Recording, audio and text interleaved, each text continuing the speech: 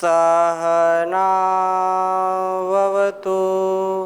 सहनौ भुनक्तु सह वीर्यं करवावहै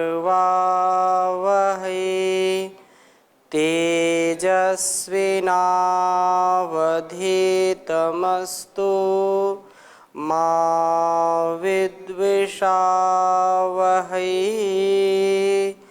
ओम शांति शांति शांति। वैदिक जीवन पद्धति की इस कक्षा में आप सबका हार्दिक स्वागत है, अभिनंदन है। संगठन सूक्त के मंत्रों का हमने स्वाध्याय किया था और इन मंत्रों के साथ आहुति देने का जो यहाँ पर विधान है, उन भावों से हम सदा ओतप्रोत रहें, क्योंकि जैसी जिसकी भावना होगी वैसा उसका जीवन हो जाता है। यज्ञीय भावना जब मूल में रहती है तो सारे दुर्गुण दुर्व्यसन दुर्व्यवहार निर्मूल हो जाते हैं, दग्ध बीज हो जाते हैं। अतः सद्भाव से सारे अभाव दूर हो जाते हैं। यदि सद्भावना व्यक्ति के अंदर है, सद्भाव है, तो उसके अंदर बुरे विचार आते ही नहीं हैं। जैसे कोई बहुत अच्छा कृषक है, किसान है, तो वो खेत को बिल्कुल अच्छा बना करके रखता है। हमेशा उसका ध्यान उसकी फसल पर होता है, फसल उसकी अच्छी हो, उसके लिए वो सतत प्रभात से लेकर के सायं पर्यंत उसके खरपतवार को या उसमें कोई फसल में रोग तो नहीं लगा है, उसको कब पानी की आवश्यकता है, कब उसको खाद की आवश्यकता है, वो सारी व्यवस्था करता है। ऐसे ही हम अपने इस शरीर को और मन को सदा सर्वदा प्रत्यक्ष अप्रत्यक्ष रूप से, अर्थात जान करके और अनजाने में भी हमारे ऐसे कोई कृत्य ना हो जिससे हमारे शरीर और हमारे मन पर बुरा प्रभाव पड़े। यदि स्वप्न भी आए तो स्वप्न ऐसे आने चाहिए जो हमारे लिए कल्याणकारी हों। और मंत्र पाठ करके आप सोते हैं, उसकी भी चर्चा हम करेंगे आगे। तन्मे मनः शिव संकल्पमस्तु। इसका अभिप्राय क्या होता है कि हम समझ करके जान करके विवेक पूर्वक जीवन को जी रहे हैं, विचार पूर्वक जीवन को जी रहे हैं, और हमारे अंदर ऐसे विचार ना आने पाए। एक पल के लिए, एक क्षण के लिए भी गलत विचार आते हैं तो हमारे अस्तित्व को नष्ट करने का काम करते हैं। एक कण खाया हुआ जो बुरा आहार है, एक प्रकार से वो हमारे अंदर बीमार करने का जो काम करेगा वो आहार। एक कण गलत नहीं जाना चाहिए आहार के रूप में। एक क्षण का प्रमाद, एक क्षण का एक प्रकार का जो दुर्विचार है, यदि एक बुरा विचार हमारे मस्तिष्क के अंदर जाता है तो वो भी अपना काम करता है। तो हम बहुत ही सजगता से, बहुत उत्साह के साथ इन वेद मंत्रों को आत्मसात करें। हमारा एक एक पल दिव्यता से, भव्यता से परिपूर्ण होना चाहिए। एक क्षण का प्रमाद हमारे भविष्य को नष्ट कर सकता है। एक क्षण का दुर्विचार व्यक्ति को मौत के घाट उतार सकता है। अतः हम जो भी विचार करें वेदोक्त हों, वेदानुकूल हो। और इन वेद मंत्रों का आशय यही है कि हमारा पल पल का, हर क्षण का व्यवहार दिव्यता से ओतप्रोत हो और जिससे मेरे जीवन में किसी प्रकार की कठिनाई ना आए, मेरा परिवार, मेरा समाज उन्नत हो। तो ऐसे भाव के साथ इन वेद मंत्रों का स्वाध्याय हम कर रहे हैं। संगठन सूक्त के मंत्रों के द्वारा आहुति दे रहे हैं। ये प्रत्येक याज्ञिक का परम कर्तव्य है। तो आगे की मैं चर्चा बढ़ाऊं, आप में से किसी का कोई प्रश्न हो तो पूछिए। कोई प्रश्न नहीं है तो फिर हम आगे चल रहे हैं।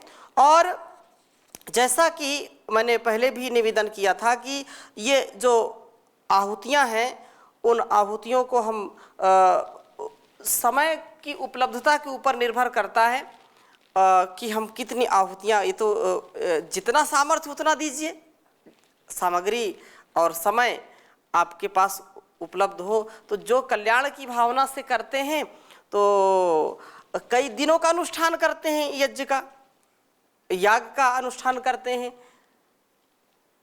लेकिन जिनके पास समय कम है तो कुछ समय ही करके अपने इस कर्तव्य को पूरा कर लेते हैं।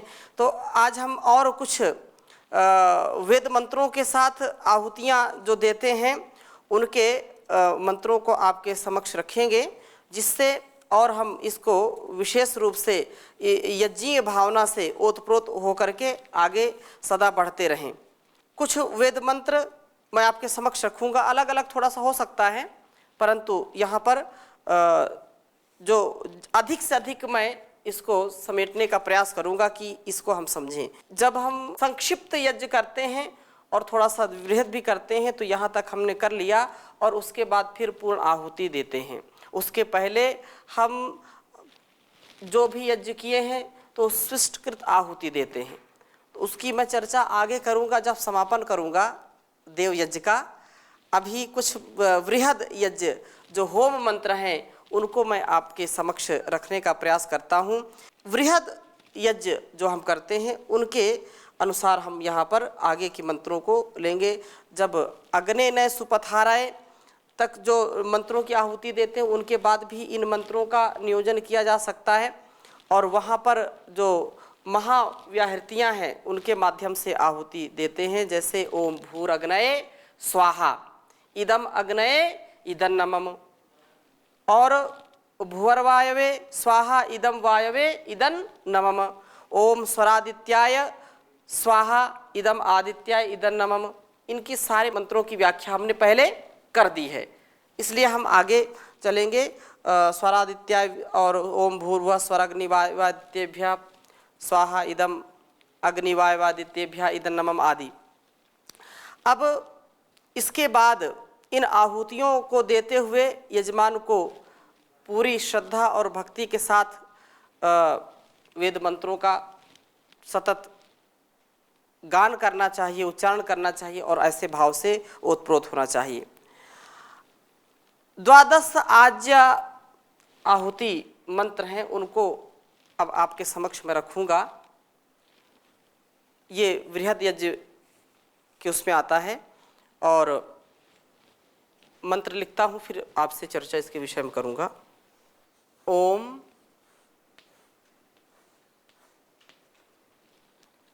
भूर्भुवः स्वः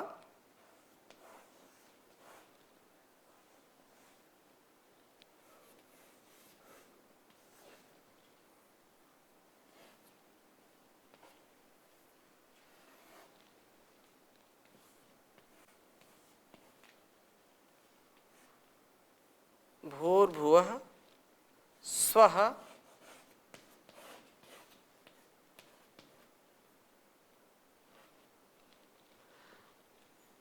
अग्न आयुंषि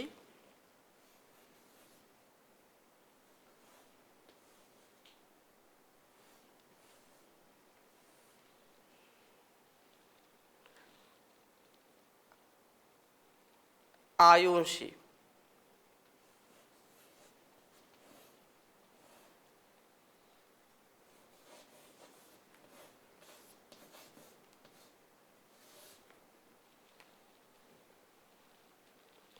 पवस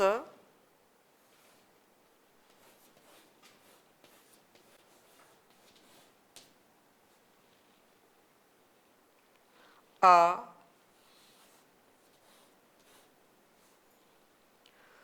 सुवोर्जम ईशम च नः।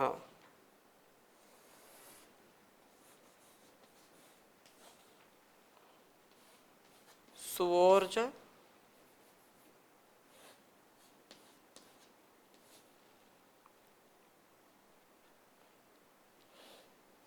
सुवोर्जमिशम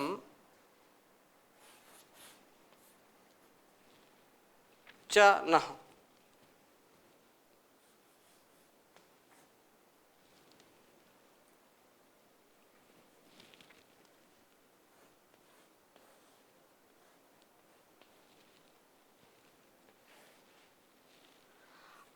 आरे बाधस्व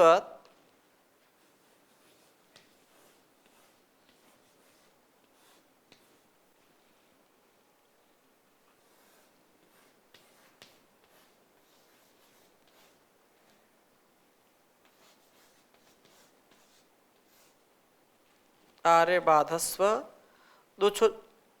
दुच्छुनाम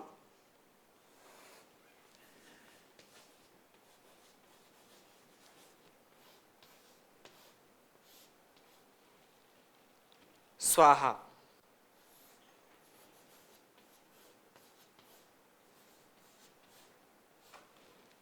इदम अग्नये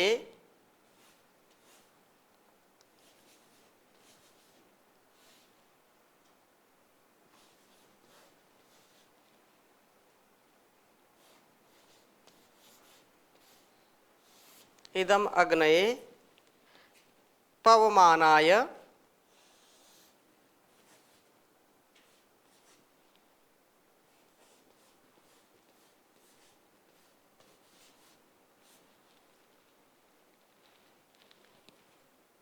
इदन्नमम।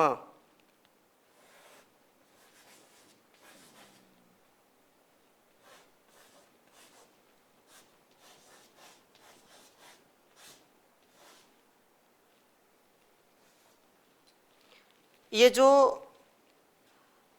आहुतियां हम देंगे द्वादश आज आहुति मंत्र, उसमें पहला है, उच्चारण करेंगे एक बार। ओम भूर्भुवः स्वः अग्न आयुषे पवस आ स्वोर्जमिषं च नः आरे बाधस्व दुच्छुनाम स्वाहा।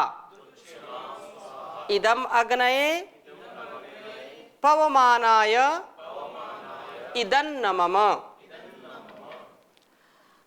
ये जो मंत्र हैं, क्योंकि ज़्यादा इनसे आहुतियाँ देते नहीं हैं, और बहुत विशेष जब बृहद यज्ञ होता है तभी आहुतियाँ देते हैं, तो प्रचलन में कम है, अर्थात इनसे बहुत कम लोग परिचित होते हैं। जो सतत यज्ञ प्रेमी होते हैं उनको तो ये जानकारी होती है।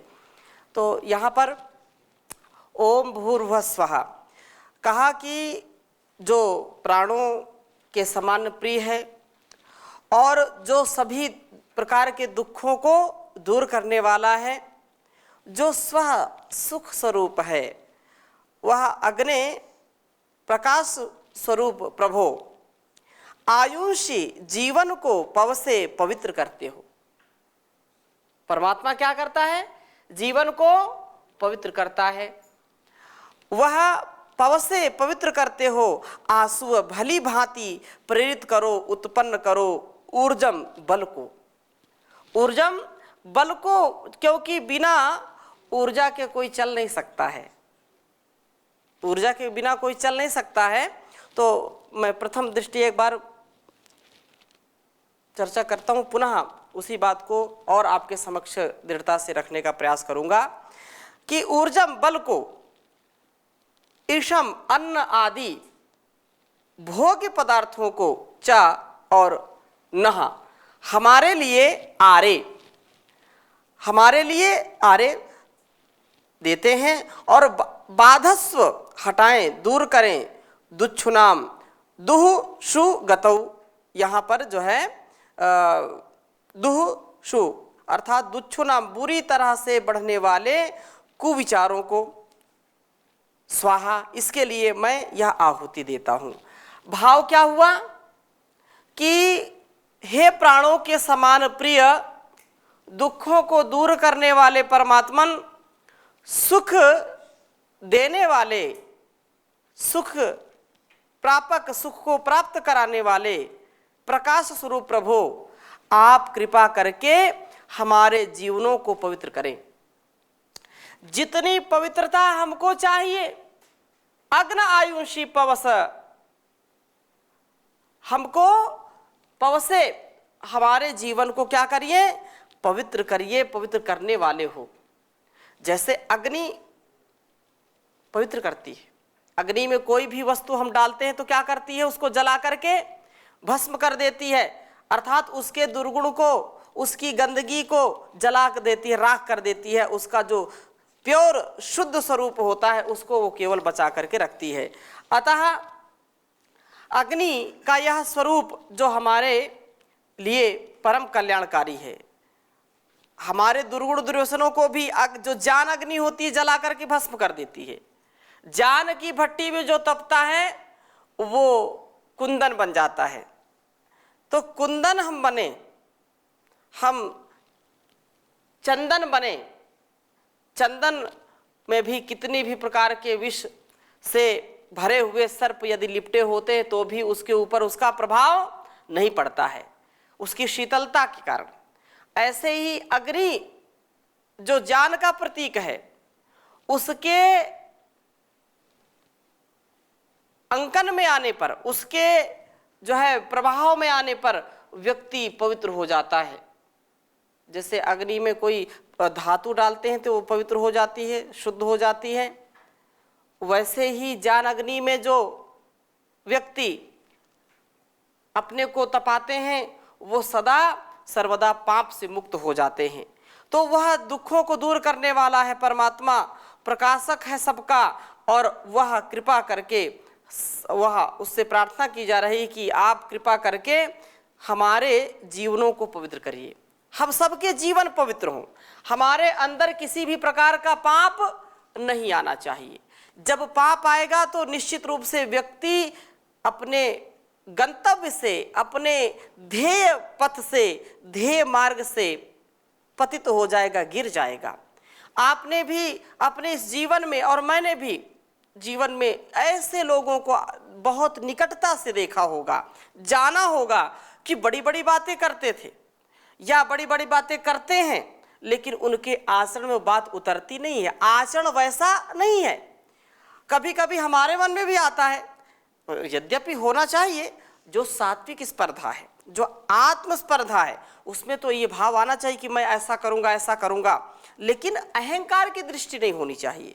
व्यक्ति पर उपदेश कुशल बहु तेरे, दूसरों के द्वारा कही गई बात को या दूसरों के लिए कहने के लिए हम बहुत उत्सुक होते हैं और बड़ी बड़ी जो है लक्ष्यदार बातें करते हैं, ऐसा होना चाहिए, ऐसा होना चाहिए। जब निज जीवन की बात आती है तो उनके जीवन को निकटता से देखते हैं तो पवित्रता का बिल्कुल अभाव होता है। न मन पवित्र है न तन पवित्र है। तो मन और तन, तन मन और धन, तीनों को पवित्र करने का हमको प्रयास करना चाहिए।